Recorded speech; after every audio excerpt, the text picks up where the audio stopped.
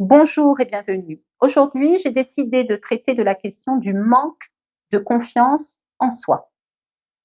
Le manque de confiance en soi est un motif fréquent de consultation chez le psychologue. La personne exprime avec ses mots qu'elle se sent empêchée dans son action, dans son déploiement, à cause d'un sentiment de ne pas être à la hauteur, de ne pas se sentir légitime à prendre telle ou telle décision, à agir dans une direction quelconque. Il y a souvent beaucoup de doutes chez la personne qui manque de confiance en elle. J'ai l'habitude de faire la distinction entre le manque de confiance en soi et le sentiment d'infériorité, car dans le second, il y a l'enjeu d'une comparaison consciente ou inconsciente avec les autres, qu'on a tendance à surévaluer, tandis que soi-même, on a tendance à se sous-évaluer.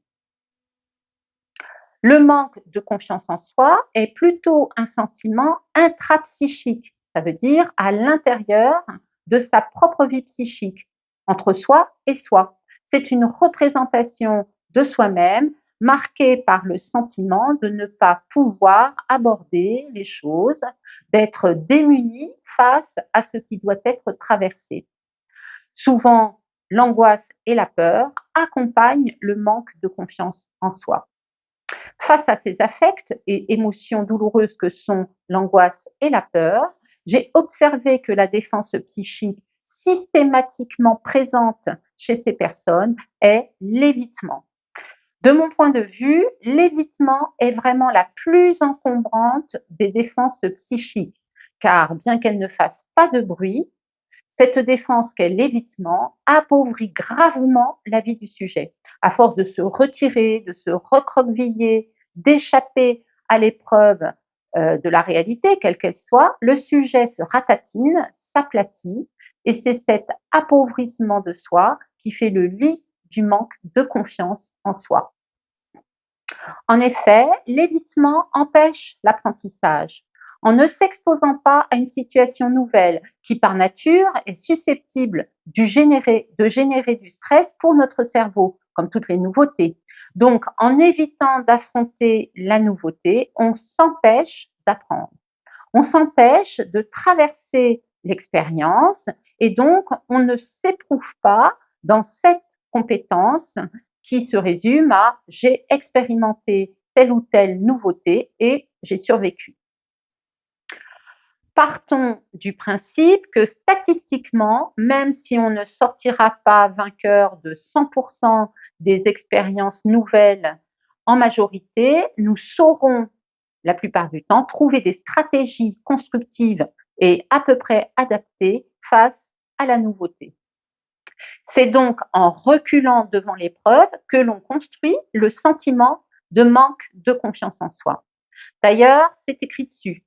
Je n'ai pas confiance en ma capacité de faire telle ou telle chose. Effectivement, à force de renoncer, de ne pas m'éprouver dans cet apprentissage, je perds le sentiment que je suis capable d'apprendre, que j'ai déjà des outils qui vont m'aider pour traverser les expériences. J'observe souvent que pour compenser les conséquences de l'évitement face à la nouveauté et à l'apprentissage, les personnes qui manquent de confiance en elles, globalement, développent un comportement de contrôle et de maîtrise dans un secteur de leur vie qui représente leur zone de grand confort. Ce peut être un rôle parental, un rôle domestique ou bien même un rôle professionnel. Cela amène un déploiement dans une seule direction, unique, et qui est poussé jusqu'à la maîtrise parfaite, alors que les autres directions de la vie ne sont pas explorées. Ces personnes sont un peu comme un arbre dont une seule branche serait autorisée à se développer, tandis qu'on couperait tous les autres bourgeons. Cet arbre serait certes vivant, mais très appauvri. Avoir confiance, ce n'est pas penser que je vais tout réussir. C'est croire que je vais trouver à l'intérieur de moi des stratégies qui vont m'aider à faire face, à m'adapter. Or, je ne peux croire en moi que si je me suis déjà rencontrée dans cette capacité d'adaptation suffisante. Dans le travail d'accompagnement psychologique d'une personne qui souffre de confiance en elle, c'est à ces différents niveaux que je propose d'œuvrer. Tout d'abord, les représentations, comprendre ce qu'est la confiance en soi. Ensuite, les comportements, sortir de l'évitement et affronter l'expérience, construire l'élan qui permettra de se lancer et d'agir. Ensuite, la psychodynamique, ça veut dire déconstruire l'idéal qui fait percevoir les choses de façon dichotomique, c'est soit tout gagner, soit tout perdre. Enfin, les émotions. La peur, le plus souvent, est l'émotion qu'il s'agit d'amortir, de gérer par des moyens concrets et notamment des moyens corporels.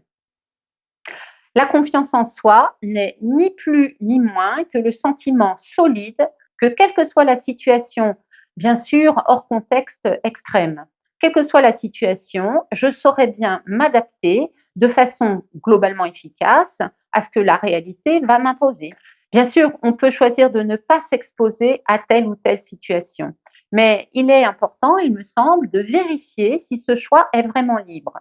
Par exemple, je n'aime pas le naturisme, ou bien est-ce que c'est par peur que je me refuse de vivre cette expérience? Si l'argument profond, sincère est la peur, alors céder à cette peur en acceptant l'évitement, c'est nourrir le terreau du manque de confiance en soi. Voilà, j'espère vous avoir éclairé et peut-être vous avoir donné envie de travailler sur cet aspect du fonctionnement psychique qui n'est pas grave en lui-même, mais qui peut quand même aboutir à beaucoup trop d'inhibition et un manque de déploiement qui est toujours fâcheux. N'hésitez pas à me laisser vos commentaires et je vous dis au plaisir.